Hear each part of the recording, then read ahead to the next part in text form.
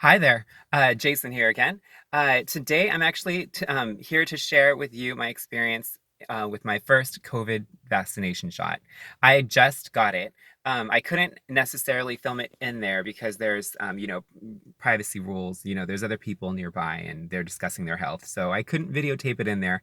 It was funny. I was actually like joking with the person helping me that I was sort of dreading like holding my camera up and videotaping the whole process and having to watch the needle in my arm and yeah.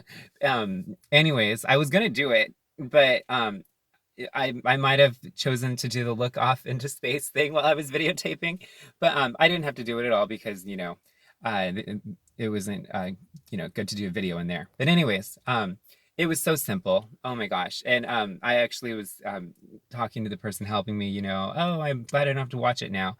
And they were like, oh, well, some people like to watch it. And I was like, oh, well, I mean, nice to try new things. So I did the little eyes like darting back and forth.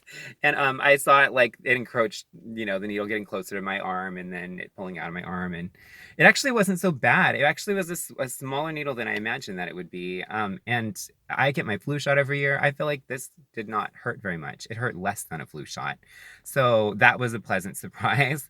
I felt as though when I was watching it, I wasn't feeling it was weird.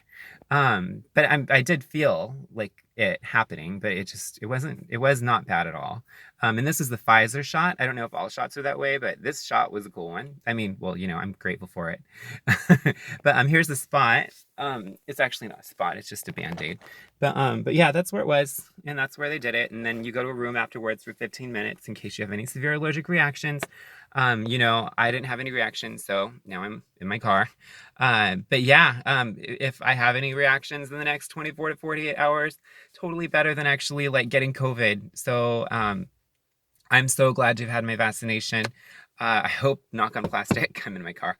Hopefully, I don't get any, allergic reactions. But if I do, I mean, I'm really glad to have gotten the shot and that I'm developing antibodies. I still have some time to go. I have to get another shot and wait 2 more weeks. And then, oh my God, so much less to worry about with COVID. So, yeah, words of advice. I did this last night. And once again, like I was saying, I get my flu shot every year. Anyways, within the last year or 2 years, I read the book Why We Sleep by Matthew Walker, and research studies that were portrayed in the book talked about people when they get their flu shot. If you go in well rested, you develop many more antibodies against the flu than if you came in not well rested. I think that that makes a lot of sense. There is no long-term evidence of the analogy with COVID, with the COVID vaccination. It just makes sense to me. So I took some melatonin last night and I went to bed and I woke up rested today and I was glad it worked out. If there's anything you can do to get better rest the night before your vaccination shot, I highly think that it would help. I mean, what could it hurt? You might make more antibodies. Maybe you won't. Maybe it'll be the same. Who knows? But I think that it doesn't hurt to get a good night's sleep. It's good for every part of your body, especially if you're going to go in for vaccination. I would try it out. But yeah, it worked out for me. So this was an overall wonderful experience. I, I mean, I'm so grateful to have gotten my shot. And once again, I got the Pfizer shot. And yeah, if you have any questions about my experience, please feel free to let me know in the comments below. And once again, this is Jason. Just got my first COVID vaccination shot. Thanks again for hanging out.